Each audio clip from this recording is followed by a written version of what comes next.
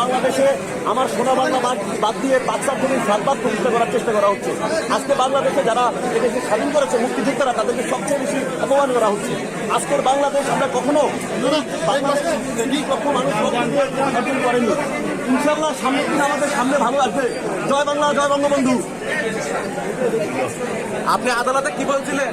দেখুন, আমি ছাত্রলীগ করি, আমি গর্ব করি। ইনশাল্লাহ যতদিন আমাদের রক্ত থাকে, তখন আওয়ামী লীগের রক্ত, স্বাধীনতার সপক্ষের শক্তি, এবং ছাত্রলীগ নেতা কর্মীদেরকে বলবো ছাত্রলীগ ভয় করে না কখনো।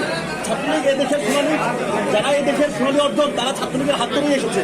এদেশের ৭০-৫২ ভাষা আন্দোলন থেকে শুরু করে আজকে আপনারা দেখুন ৭১ স্বাধীনতা যুদ্ধে ছাত্রলীগের নেতা কর্মীদের অবদান সবচেয়ে বেশি ছিল। ছাত্রলীগের নেতা কর্মীরা জেগে উঠবে ইনশাল্লাহ।